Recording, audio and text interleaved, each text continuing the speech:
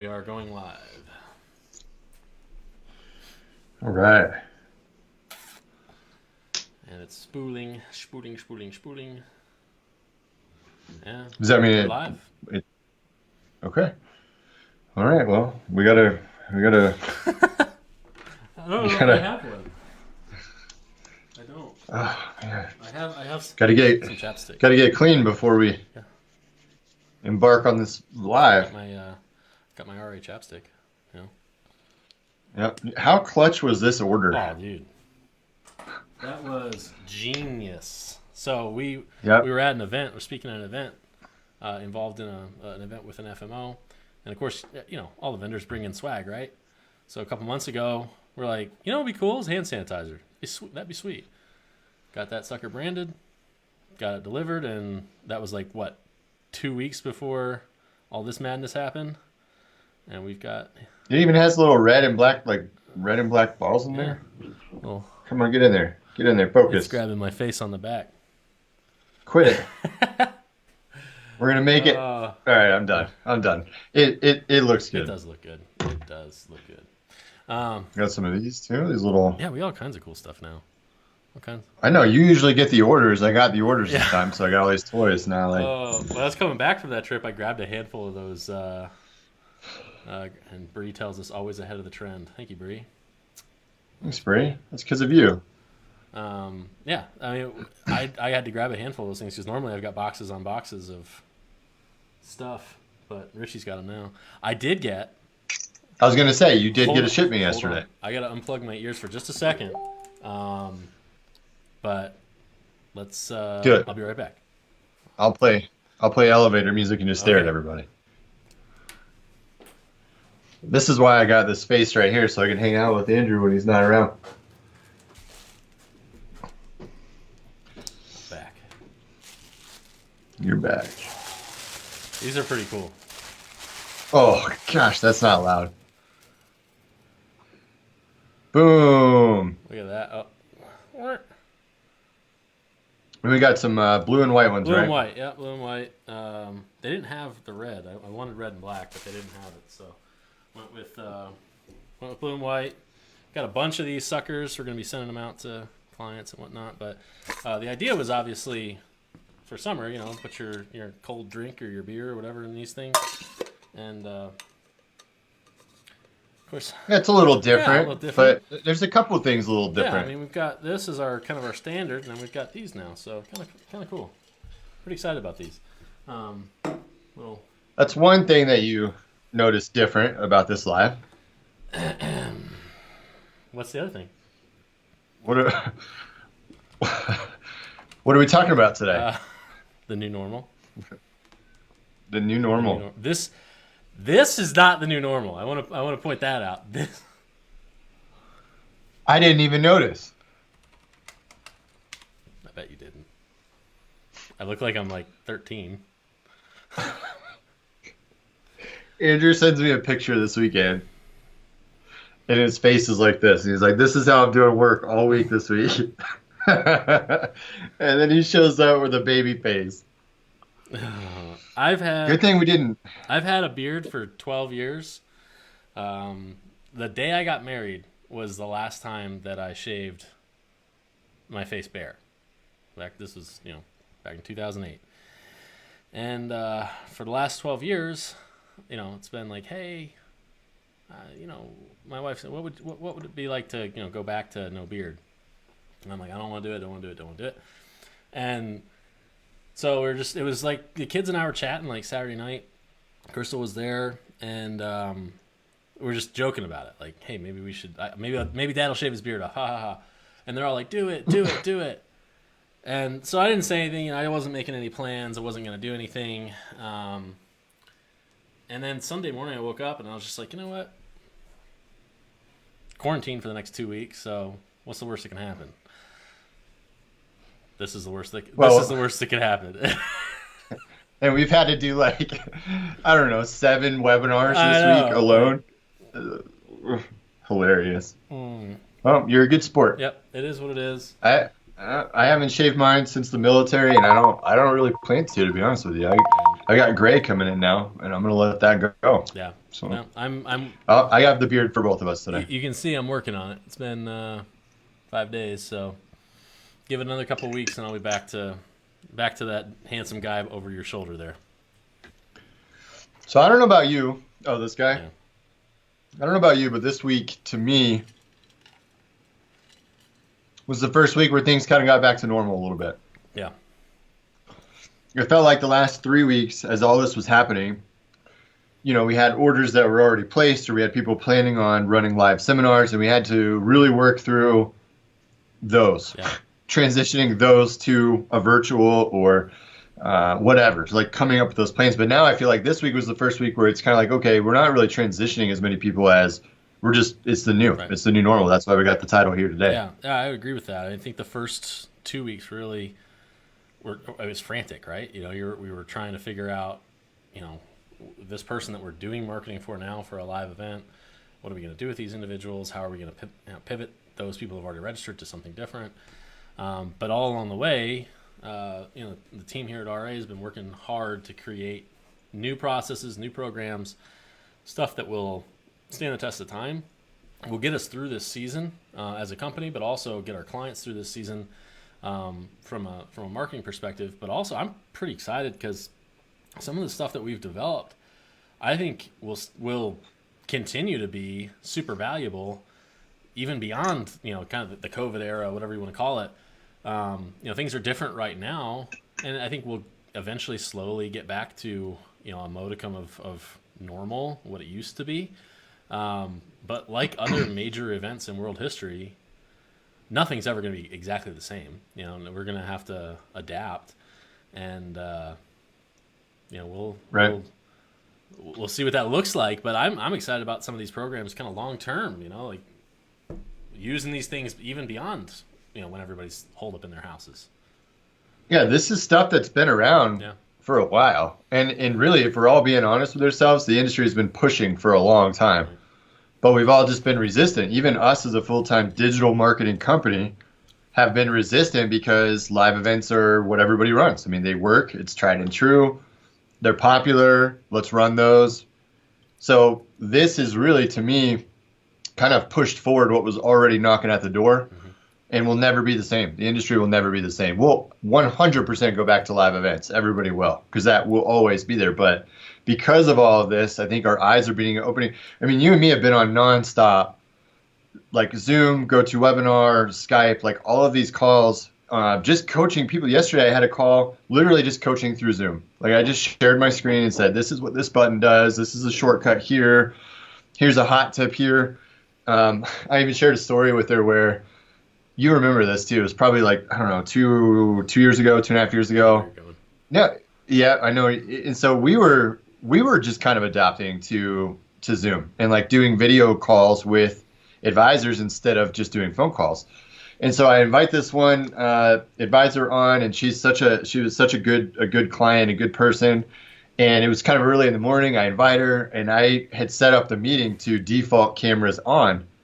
And I didn't say that to her, and I was kind of new to it. I felt like it's Zoom. Everybody should know that. We log in. You can hear my kids. This has been great, too, like having the kids. I know you're thinking the same thing. Like, it's different because they have school here all day, and I'm like constantly trying to teach math that I don't even know what the heck I'm talking about anymore. But I'm like, dude, I don't know. Just put an 8 and then hit next. But anyway, so long story short, I don't tell her. The camera defaults to on. It's early in the morning, and she was not ready. And her hair was a mess. She's in her pajamas, no makeup, and she was so embarrassed. And I got caught off guard. I was like, oh, my God. And then she tried to play it cool and keep the camera rolling. Like she was okay with it, even we both knew she wasn't. It was just this whole thing. So pro tip on that, like, you're going to have that camera on in this virtual reality. Make sure you say that in the invite. Yeah, that's right. Yeah. I think by default now, like our current, like whenever we set up a Zoom meeting now, like by default, it's like cameras start off in the off position. Like we don't, because of that exact situation. So yeah. Or just say it in the invite or whatever. But that's kind of those little tips are things that you only learn through experience. And I was able to share that with an advisor yesterday, and she was pumped, and she's like, man, that's so good. And so she added it to her invite forever, and it's just a thing. So it's been fun to coach through technology, and it's fun to see them be okay and receptive and open to it, knowing that they don't really have a choice now. You have to use it, Right. so you're cool with using it. Yeah, it's like we've been Yep. kind of like piecing or stitching together 20th century technology and methods with 21st century technology and methods, and now like we're kind of forced to be in the 21st century with everything. And Yeah. I think there's going to be a segment of society, especially to the people that we're marketing to, that will really appreciate this. I think that there's individuals out there that are in the 55 to 65 plus that have truly adopted technology, and maybe Right. in the past we've been kind of missing that segment because they're like, I don't really want to go to a live seminar. I wish they would just do it online. Now that'll be an option. We're going to reach that segment of society that's never been interested in going to a workshop that's in a library or a restaurant or a college. They were only ever really interested in going online. So, I think this is a good opportunity to reach a new segment of the audience that we've basically ignored for the last 20 years as it relates to coming to a live in-person seminar. So, pretty excited to have something like that working, and we are seeing it work. That's the other cool thing is like this isn't speculation. We're seeing this in real world examples now working and converting. So we're pumped about that. Well, and if you think about it too, like the older baby boomers, it's like millennials. You have young millennials and you have like older millennials, and there's a mega difference, even though they're the same generation. And I think that's true for baby boomers too. Maybe the older ones might not be as tech adept or as willing to get online, but the younger ones sure are. And as we keep going forward, everybody will. And it's just like you prefer. You work hard. Like let's say you're at work, you work your butt off. Right. You're on calls all day. You're on all day long. You come home, like you don't want to necessarily go out to a seminar. Yeah. Stay at home, do it online, and it's easy for them to do that. So our job was just to make that process feel fluid, not stressful at all. Right. So that was what I was most excited about as we were building the program out for the agent, for you guys. Make it feel like a normal seminar that we're just replacing the live with recorded. Yeah, exactly right. I think that's the real beauty of this is from the advisor's perspective, from your seat. There's not a lot different. The huge difference is that you're not renting a venue. You're not, lugging equipment in and out of a venue. You're not paying a venue. You're not having to be there for that presentation. If you're doing these pre-recorded, you can kind of set them on autopilot a little bit from certain parts of it. And then Right. if you're doing them live, you don't have to, you can do it from the comfort of your office or even your living room if you've got a good backdrop. There's a lot of different opportunities there where you don't have to go out and meet in a physical location. Saves some money, saves some time, saves some energy. I do think that the number one takeaway that we've heard at this point is treating each of these people that are registered like they're coming to a real seminar, making sure that you're following up and talking to these individuals afterwards, because if you just let them watch the webinar or the online presentation and then think that they're gonna just click a button and schedule a time, some will do that, but at your seminars you're probably used to kind of walking around the room and setting up times with people, right? So that's what you kind of have to do. Yeah, after the presentation's over, you do kind of have to walk around the room and talk to these people and get them interested in meeting with you. So that's the one kind of aspect that's a little different. I think that part of the experience is going to feel different. But again, it's more efficient, and that's what we're all about. Get more efficient with this whole process, and it's gonna be pretty cool. Yeah, and you nailed it. That's really, to me, the only big difference, and it's a critical difference. Let's be honest about it. You have to treat every RSVP now like an appointment opportunity. And if you can't just, if you guys are being realistic and honest, most of the time, if you're running seminars all the time, you're dealing with those who attended first, and then you do next seminar in 2 weeks, and it's attended, and you guys are sort of not dealing with the unattended. Not that you should be blamed necessarily for that. You should be working them and getting that other fruit out of it. But at the same time, in today's world, you can't treat these RSVPs in that same manner. That's the only big difference. So the program will feel the same on the front end to you, even up to the event, the same. Same thing for your prospects. All they have to do is click a link. It's easy. Laptop, computer, phone, it's whatever. They're into it. But it's that back end process. If you don't get serious about working through those RSVPs, treating them like human beings, you're done, because you're not face to face. You can't pressure into an appointment. They don't get to see and hear your personality as much. And you got to be a hound dog a little bit on that back end. Yeah, absolutely. And I think what's really cool about it too, and to kind of recap, we're talking about online seminars here, virtual webinar seminar type setups. But what's kind of cool about it is it's kind of the perfect marriage between lead generation and seminars. Because what's the number one problem with lead generation to this point in human history has been there's very little buy-in on the part of the prospect. They did something that took them 30 seconds to maybe 2 or 3 minutes. They've only invested a very short amount of time in that process, so they're not really truly invested in it. For the folks that come to live seminars, they're pretty invested because the most expensive thing we can ask somebody for is their time. So they've taken time out of their busy schedule to come to this live event, and they've begun to know, like, and trust you because they've seen you speak, they've seen your presentation, they understand who you are, so they're more likely to schedule an appointment. So the problem with lead gen is that we don't have that know, like, and trust barrier being broken down. The problem with seminars is they take time out of your day to break down that know, like, and trust barrier. So what we can do now is basically marry those two things, make it a little bit more efficient from your standpoint, but still have these prospects buying into the process with more time because now they're committing 20, 30, 40 minutes to your live presentation, and they're getting kind of that same level of know, like, and trust with you because now they've seen you on their computer, they've heard what you have to say, and they're more willing to take that phone call to schedule that appointment. So I think it's kind of the perfect blend of those two from an efficiency standpoint.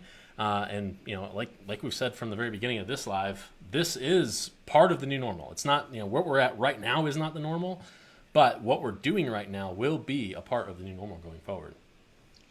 Yeah, and here's the cool part too, is we can be a little bit smarter as far as our analytics is concerned, and we treat people individually. So again, that's helping that know, like, and trust aspect because you're not just saying, hey, you registered for my event. Now you're saying you registered for my event, you watched 10 minutes of it, you missed the best part, you need to hear this. Boom. Mm-hmm. You could treat them individually like that. We've got text messaging in there now. Thank you to Paul, worked his butt off, figured that out, got it in there. Really appreciative of that. But there's these different elements that are now included that weren't before that I think you're going to fall in love with like we have. So, this week just felt good. Just getting to the new normal. We're not having to transition now.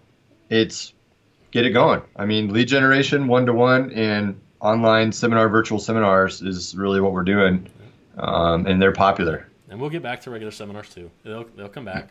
I think the adoption of those will be a little slower than people want. If we start doing seminars in June, you're going to have a group of people that are like, you know what, I'm just not going to risk it yet. So maybe attendance numbers might be a little lower, registration numbers might be a little bit lower, but getting back to the new normal, it'll take time. All that to say, it'll take time. We will get back. I'm optimistic that by the fall we'll kind of be back to normal in terms of traditional seminars, but with the extra layer now of having a virtual option for those people that missed the live seminar or maybe aren't interested in a live seminar. This is going to be another arrow in the quiver, so to speak, of tools that we have to use. Yeah, in my opinion, we don't know. Nobody knows the future. But if you look at how this all unfolded, it went stair step down, and now we're all in this like at-home lockdown. So it's gonna, in my opinion, kind of stair back up. Maybe we go to the 10 people groups are acceptable again. Then it's 50. Then it's 250. Then it's kind of open again.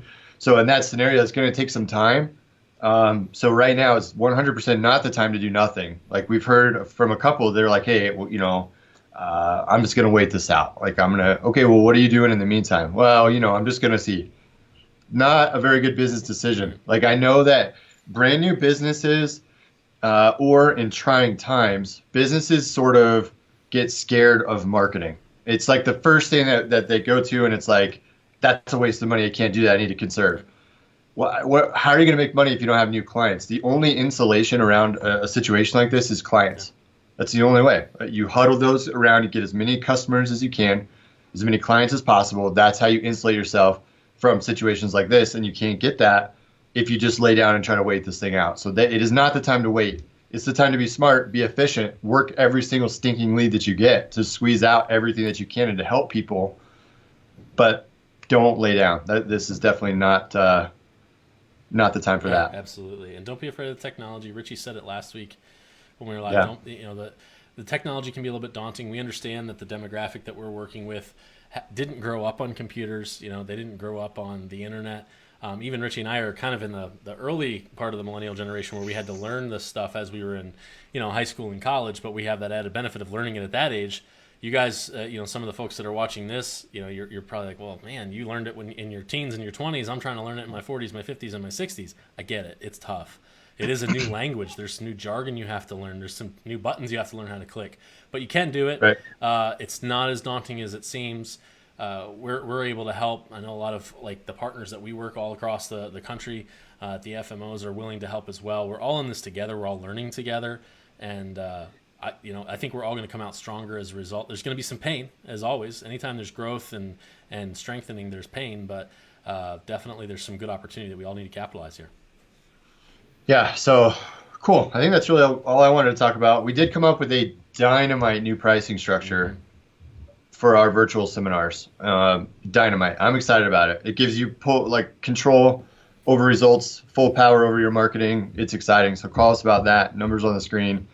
Website's on the screen as well. We're pumped. We wanted this video to be a message of kind of positivity and hope and looking forward to the future. I hope that's what you guys. That's why we went green and blue. Normally it's a darker, and I know my exposure setting on my camera is not great today. I messed with it. Dude, I'm looking at your video on Facebook though, and it is dynamite. It is so much clearer than mine. Yeah, that's the internet for you. It's got to go to space and back, Richie. I know. Thanks, internet. Blame it on COVID-19. It's COVID-19's fault. Yeah, everybody's watching Netflix right now, and they're using up all the bandwidth. That's true. So. Yeah, they are starting to throttle Netflix. I saw that too. We got family movie night tonight, and I see that we can now rent theater movies through Amazon, which is kind of cool. I didn't know that. Yeah, man. Yep. Okay. What's that? Is it Upward? I think that Disney or Pixar. I don't know. My kids are 7, 5, and 2, almost 3. So we always watch like a kid's show, but it has that adult humor in it. Yeah. But that'll be on there. Disney Plus. I mean, everybody's streaming, so they're throttling speeds, but hopefully we can. Yeah. Hopefully we can get through without pause. Cool. All right. Well, I'm gonna stop the stream unless we got anything else. Anybody want to add any comments? Okay. No. All right.